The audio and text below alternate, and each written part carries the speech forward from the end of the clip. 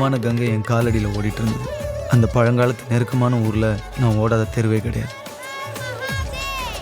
மகாதேவ் சாமிஜி இந்த தடவை நாங்க ராவணனை கொல்றதை பார்த்துட்டு இனி இத மாதிரி யாரும் பண்ணக்கூடாது. நீ சொல்றதெல்லாம் சரி குந்தன். ராமர் வேஷத்துல இருக்க வேண்டிய நீங்க எல்லாரும் சிவபெருமான் வேஷத்துல இருக்கீங்க.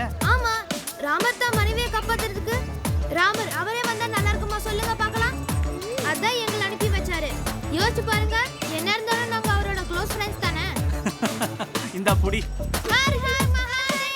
விந்தியா பாய். விந்தியா பாத்தீங்க? பார்க்கல. விந்தியா ஏய் ஐயோ அப்பா, தள்ளி போறியாடி விந்தியா. விந்தியா உங்க அப்பா கிட்ட மாட்டனா எல்லாருக்கும் அடிக்கணும். எங்க அப்பா போலீஸ்காரன் தானே பார்த்து நடந்துற. யார் நானா? அட போடி, நான் எவனுக்கும் பயப்பட மாட்டேன். உங்க அப்பா தான் என்ன பார்த்து பயப்படுறாரு. அப்படியா? இரு எங்க அப்பாவை கூப்பிடுறேன். அப்பா கசமரி கசமரி. ஒரு நாள் உங்க அப்பா ட்ரெஸ் கிளிக்கல, என் பேரை நான் மாத்திக்கிறேன். போடி போ. ஹர ஹர மகாதேவ். அங்கிள், நாங்க ஹனுமான் நகர் 3வது தெருல இருந்து வரோம். நாங்கெல்லாம் சேர்ந்து ராவணனை எரிக்க போறோம். அதுக்கு காசு கலெக்ட் பண்றோம். ராவணனை மட்டும் தான் இருப்பீங்களா இல்ல? அங்கிள், உங்களுக்கு டவுட் இருந்தா நீங்களே வந்து செக் பண்ணிக்கோங்க. ஏய், உங்களுக்கு ரசீது கொடு. இந்தாங்க 100 ரூபாய்க்கு ரசீது போட்டேன். அது சரி. சுலைமான் பாய்.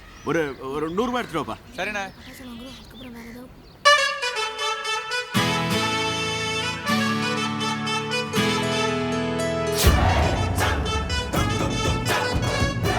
அன்னைக்கு அந்த நேரம் அந்த நிமிஷம் சிவபெருமானோட மொத்த விஷமும் என் கண்ணில் இருந்துச்சு. உலகத்தில் இருக்கிற மொத்த போதையும் என் மனசில் இருந்துச்சு. 100-150 வருஷத்துக்கு முன்னாடி காசியோட ராஜா என் தாத்தாவோட தாத்தா யாரையோ அவரோட கோயிலில் பூஜை பண்ண கூட்டிகிட்டு போனாராம். ஆனால் இந்த நொடி தான் இந்த காசி என் சொந்த ஊராச்சு. இவ தான் காசி எனக்கு கொடுத்த வரோன்னு தோணுச்சு. தொழுதுட்டு இருந்தது என்னவோ அவ தான், ஆனால் கடவுள் வரம் எனக்கு தான் கொடுத்தேன். அப்போ எனக்கு மீசை கூட வளர ஆரம்பிக்கல, ஆனால் கல்யாணம் பண்ணுற அளவுக்கு வளர்ந்துட்டேன்னு தோணுச்சு. அவளோட வாழணும்னு தோணுச்சு, அவளுக்காக சாகலான்னு தோணுச்சு.